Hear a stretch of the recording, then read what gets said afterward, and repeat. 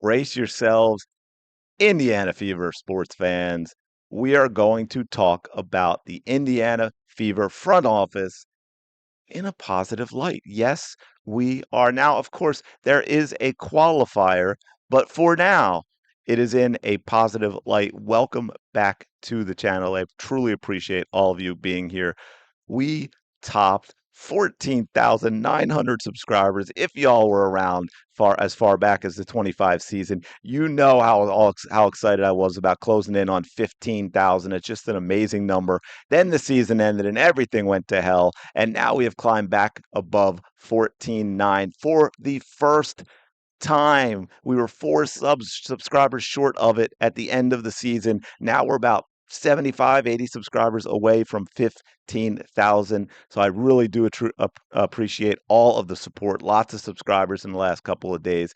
So what are we looking at? Justine Passat, I believe she pronounced it Passat, right? That's, man, if it's one of those weird Passat things, but I'm going to go Passat. I know I'm right. So don't even start. I know I can be bad with names, but I'm right. So we're just going to leave it at that.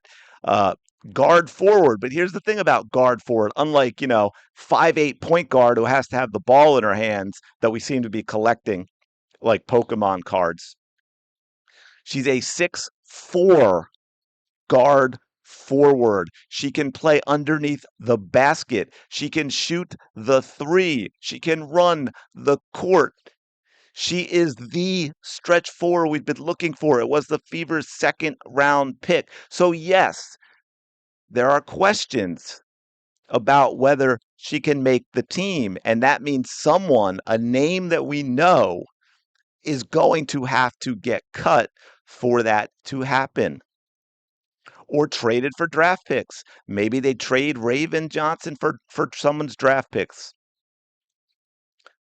Personally, even if she's not at that level of, say, where Raven Johnson plays, I'm all in on just, I hope she has a great camp and is given an opportunity and makes this team. Now, is it a guarantee? Far from it. Is it a guarantee that she'll be a great pro?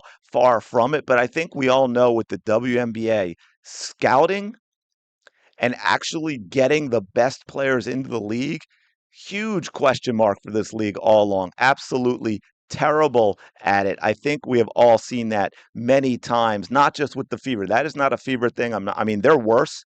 The Indiana Fever's blueprint, their plan for building a roster is 100% friends and family plan. They do nothing else outside of who they know. They have zero scouting, zero understanding of player evaluation, absolutely a front office and a coach that has zero idea of what they're doing. They know nothing. I know I just went negative, but hey, to their credit, someone went and said, yeah, we're going to get Justine. Her senior year, okay, 11.1 points, 4.5 rebounds. Remember, guard forward, she's not a center, even though she's 6'4".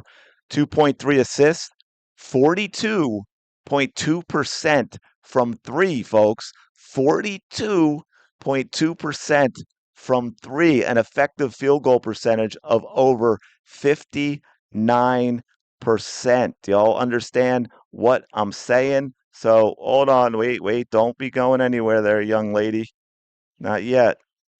I'm gonna hopefully not get YouTube saying I can't show this by going big, but we're just going to make sure the sound's off just to give you an idea. Now, look, this particular game, Texas Southern, but yeah, but look, you're always right. I mean, highlights, that's the point, but she's got a nice, smooth shot. Never seems to hit anything but net out there. Now watch this. Watch the follow up. This is what I mean. 6'4", folks. Look at the athletic ability. Look at the quickness defensively. Right. She runs the court well. She spaces the court. There it is. The stretch four coming late. Sweet, sweet stroke. Nothing but net. Doesn't matter what the team is. These shots are going anywhere in any way, and that's what we want to see. And let's just do it again. Yeah, all in the same game. None of these are anything but net, folks. These look like Caitlin Clark in her drills, and there she is under the basket. Great movement off the ball, quick release with the left hand as well. And I mean, This is insane. This is great stuff. I want to see her in a Fever uniform. Look, does this mean it's going to work out? No, I don't know if she can compete at the next level. That is the unknown, and that's the unknown with all draft picks, almost all draft picks, maybe not Caitlin Clark. But you ever heard of a guy named Ryan Leaf? Ever hear of a guy named Ryan Leaf, quarterback in the NFL, drafted second behind Peyton Manning? The majority of sports media wanted him to be drafted ahead of Peyton Manning. They thought he should be, and he was an absolute bust. There was a guy back, I think, in the 90s, Tony Mandarich, offensive lineman, absolute beast. Everybody thought he was like, before he even got into the NFL, they were talking about this guy being a Hall of Famer, right? On the cover of Sports Illustrated before the draft and everything. Absolute bust. And the guys in the NBA, we've seen it at high draft picks. Now, not as many low draft picks make it in the NBA, but that's because they are so much better. Nobody knows for sure, but they're so much better at the scouting and this and that. But I watch this lady play, young lady play, and I think about what the Fever need, and I would have rather have more of a bring her along and develop her player like Justine than I would one of these 87 short point guards that Stephanie White has decided to put on this team.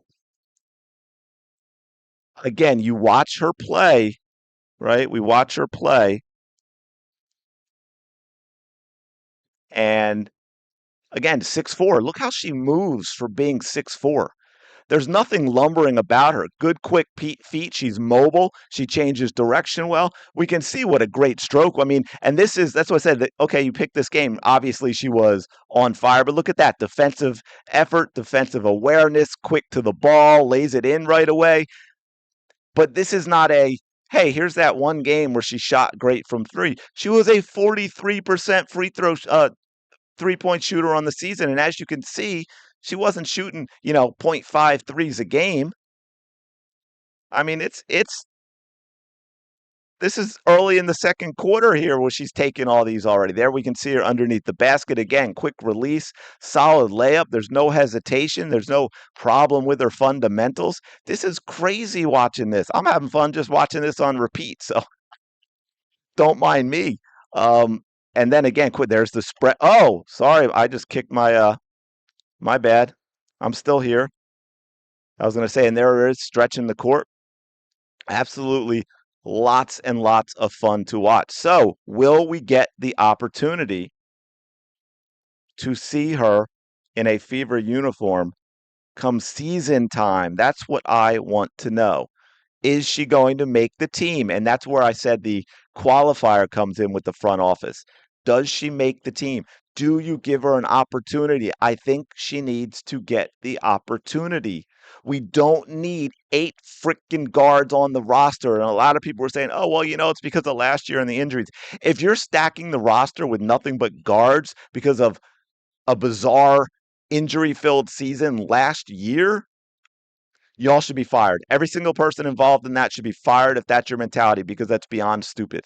Let me know your thoughts in the comments below. Appreciate checking out the video. As always, smash the like button, subscribe, hype. I should have mentioned that at the beginning. I forgot to. A couple people in the comments I appreciate will actually specifically say that they hyped the video. Thank you, thank you, thank you very, very much. Shout out to the 19, which of course is every single one of you that supports the channel. Uncensored and unafraid. I will talk to y'all later.